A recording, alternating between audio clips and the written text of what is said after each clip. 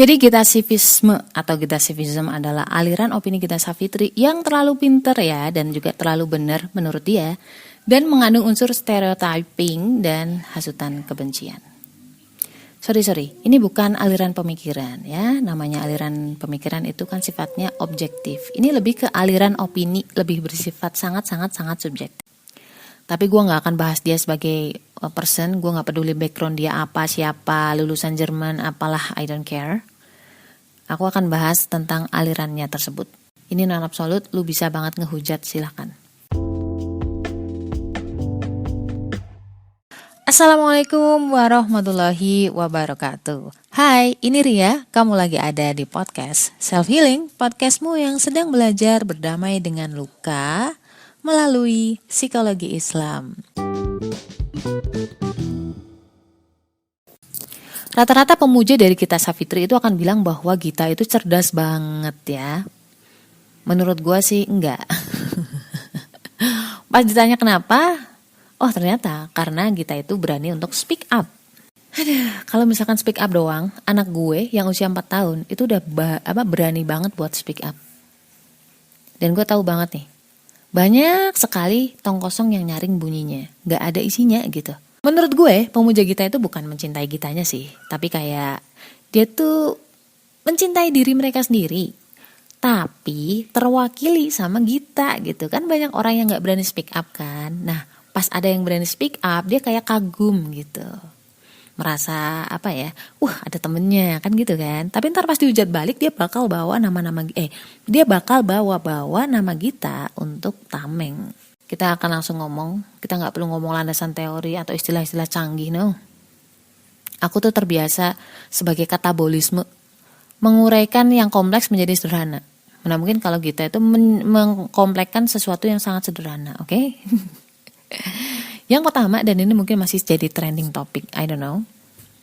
Keputusan dia untuk child free. Jadi dia merasa dihujat ya, karena keputusannya tersebut. Padahal sebenarnya enggak juga gitu. Redaksionalnya dia, dan gue udah bahas di video sebelumnya. Dia tuh nggak mau tuh pas lagi keputusan child free, dia nggak mau disangkut pautin sama agama. Tapi pas kemarin ada cowok-cowok dengan sikap yang kurang baik, itu dia sangkut pautin sendiri sama agama gitu. Dan dia menyebutnya sebagai ahi-ahi trash.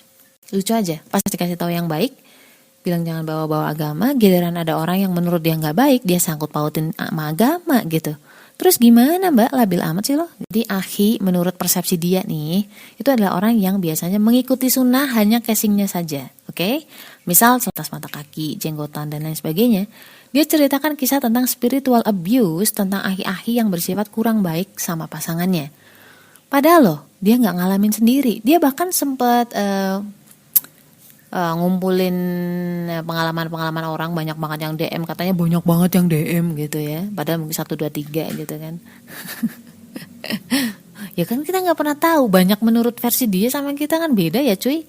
Lah terus dia share di story-nya dia. Jadi udah gak ngalamin sendiri, cuma diceritain dari si korban, yang mana si korban juga subjektif kan. Ditambah kesubjektivitasannya si Gita sendiri. Jadi menurut gue bukan double subjektif, tapi subjektif kuadrat. Dua orang yang sangat subjektif bisa menghancurkan sebuah negara. Aku gak bilang apa yang dia bilang itu salah. Memang kenyataannya ada sih ahi-ahi yang belum baik. Gue sendiri pernah ngalamin dan tahu dengan mata kepala sendiri. Gak ahi-ahi doang, maksudnya gini, ada ahi-ahi yang gak baik, tapi banyak juga loh ahi-ahi yang baik yang sesuai sama perilaku Rasul. Yang bukan ahi aja, yang bukan ahi, bejat juga banyak.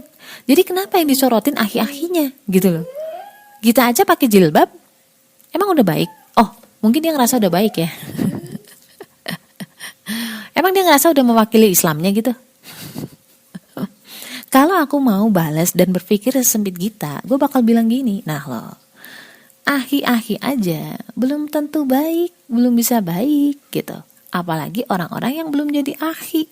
Tapi gue nggak mau ngomong gitu. Kenapa? Malu-maluin diri sendiri. Ketahuan betapa sempitnya otak gue gitu loh. Kalau misalkan ada akhi yang salah, ya udah salah. Jangan overexpose ke agamanya. Soroti kesalahannya dia sebagai pribadi gitu. As a personal. Jangan suruh dia bertanggung jawab di luar kemampuannya dia. Dia tidak mengemban citra seluruh agama Islam loh. Misalkan orang tua kalian dijelek-jelekin orang lain nih, gimana perasaanmu? Kalian jelek-jelekin agama sendiri, itu analoginya sama dengan kalian ngejelekin ibu sendiri di muka umum. Malah menghasut orang untuk membenci ibu kalian, kan lucu gitu loh. Lu anak dia bukan? Stereotyping ini, ujungnya tuh ngegiring opini, menghasut orang lain, nggak nyadar namanya ngehasut itu nggak disadari bro. Menghasut biar benci kepada suatu kaum atau suatu umat atau suatu komunitas. Jadi yang awalnya didiskreditkan adalah akhi-akhi nih. Kan biasa tuh media lama-lama akhi-akhinya hilang, yang disorotin agamanya, ya kan? Ujungnya yang didiskreditkan siapa? Tuhan. Kayak gitu tuh bawa-bawa masa coba, jariah jadinya kan? Kalau lu pede dengan opini kalian sendiri, itu gak perlu ngomporin orang bro. Kalau kalian sentimen sama ketentuan Islam, itu berarti kalian sentimen sama yang kasih aturan itu, yaitu Allah. Kalian celah ketentuan Allah, yang kalian celah itu siapa? Allah. Lah emangnya situ lebih pinter gitu. Situ lebih ngerti dari Allah. Kalau kita belum mampu menjalankan suatu perintah, ya udah akuin aja kalau kita belum mampu.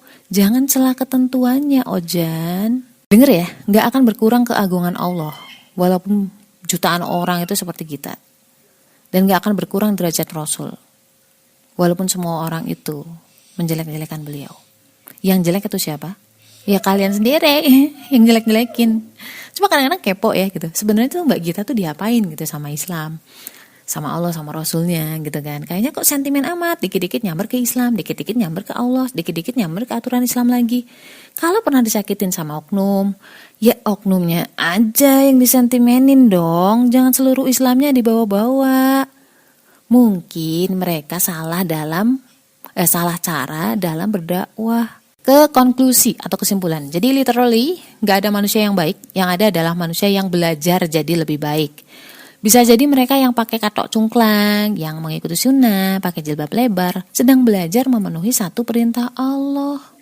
Kita gak pernah tahu gimana berjuangnya dia, gimana beratnya pendakian awal-awal di Bukit Hijrah, gimana harus menghadapi nakal-nakalnya komen-komentar atau pemikiran-pemikiran kita selfisme ini. Gimana mereka merasa munafik karena sesekali masih tergelincir dalam kesalahan. Sering nih, bukan sesekali. Orang malah menjelekkan agamanya karena kesalahan dia. Ada orang yang cuek aja, ada yang tetap berjalan lurus dalam jalan hijrahnya, tapi banyak juga yang ngerasa bersalah. Terus mereka malah menyerah. Balik lagi ke kejahilian mereka di zaman dulu. Kalian mau disuruh tanggung jawab kayak gitu? Hati-hati loh. Kalau kalian gak bisa dukung, minimal itu gak usah ngeberatin lah. Sejelek-jeleknya orang tua lo, itu tetap orang tua kamu. Sejelek-jeleknya mereka, sejelek-jeleknya akhi, akhwat, itu adalah saudara kamu. Dirangkul, jangan dihujat.